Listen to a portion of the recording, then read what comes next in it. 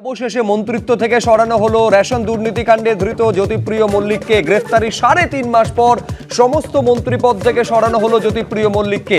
মুখ্যমন্ত্রীর নির্দেশে মন্ত্রিত্ব থেকে অপসারিত জেলবন্দি জ্যোতিপ্রিয় অনুমতি দিলেন রাজ্যপাল। জ্যোতিপ্রিয়র থেকে বীরবাহা হাসদার হাতে গেল বন দপ্তর এবং স্বাধীন দায়িত্বপ্রাপ্ত মন্ত্রী এই দপ্তরের হচ্ছেন বীরবাহা হাসদা এবং শিল্প পুনর্গঠন মন্ত্রকের দায়িত্ব এবার থেকে সামলাবেন পার্থ ভৌমিক। লোকসভা ভোটের আগে দলের সাংসদ, বিধায়ক, ব্লক সভাপতিদের বার্তা দিলেন অভিষেক বন্দ্যোপাধ্যায়। বললেন, এবারে লোকসভা ভোট প্রতিরোধের ভোট, প্রতিশোধের ভোট। এবারে লোকসভা ভোট বিজেপিকে শিক্ষা দেবার ভোট, জমিদার তাড়াবার ভোট।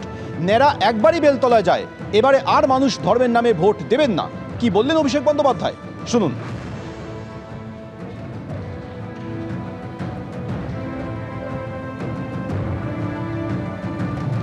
এবারে লোকসভা ভোট বিজেপিকে শিক্ষা দেবার ভোট, এবারে লোকসভা ভোট প্রতিরোধ প্রতিশোধের ভোট। এবারে লোকসভা ভোটে ন্যাড়া একবারই বেলতলায় যায়, কিন্তু এবারে আর মানুষ ধর্মের নামে ভোট দেবেন না। লোকসভা ভোটের আগে দলের সাংসদ, বিধায়ক এবং ব্লক সভাপতিদের বার্তা দিলেন অভিষেক বন্দ্যোপাধ্যায়।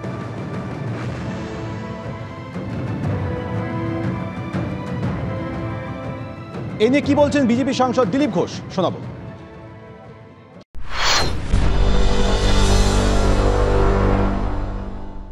ভার্চুয়ালি এখানে বৈঠক করতে যে ফিজিক্যালি কি অসুবিধা, লোকের সামনে যেতে সাহস পাচ্ছেন না নাকি? আর এইসব গল্প গত নির্বাচন 19 সালে বলেছিলেন, তারপরে তাদের 1-2 সিট কম হয়ে গেছিল। আজ রোগ তো মাথায় উঠে গেছে যে প্রতিকার সমাজের থেকে বিক্ষোভ শুরু হয়েছে, সাধারণ মানুষ এবং মহিলারা বেরিয়ে গেছেন। তো টিএমসির বিদায় ঘন্টা মোটামুটি বেজেই গেছে। কেন ভার্চুয়ালি মিটিং করতে হবে? ইলেকশন লড়ার মতো দম থাকবে না, ভেতরে যাবেন, বাকি যারা অত্যাচারী তারা পাবলিক তাদেরকে মেরে এলাকা ছাড়া করে দেবে।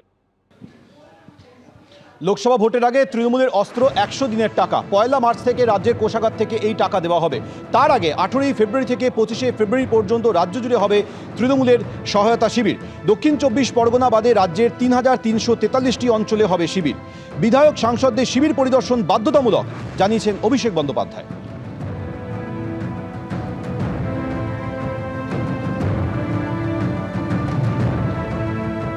আর অভিষেক বন্দ্যোপাধ্যায়ের এই নির্দেশ সম্পর্কে কি বলছেন প্রদেশ কংগ্রেস মুখপাত্র সৌম্য আইচ রায়, শোনাব আপনাদের।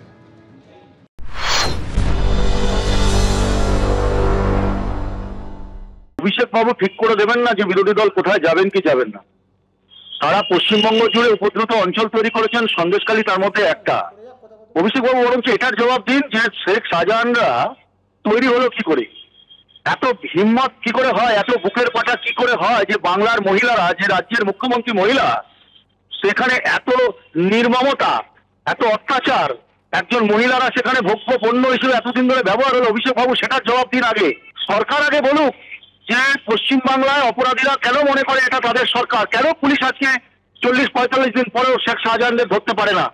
শুধুমাত্র বিরোধীদের আটকানোর জন্য ব্যারিকেড তৈরি করা হয়। পশ্চিমবাংলাটায় শেখ শাহজাহানদের দিয়ে যত অপকর্ম করানো হয়, দুর্নীতি, তোলাবাজি, গুন্ডামি, ভোট লুট, বিরোধীদের মার, তাই ওনাদের গায়ে লাগছে। ওনারা কিছু হাইড করতে চাইছে পশ্চিমবঙ্গের পুলিশ আর তৃণমূলের নেতারা, এক অংশের নেতারা।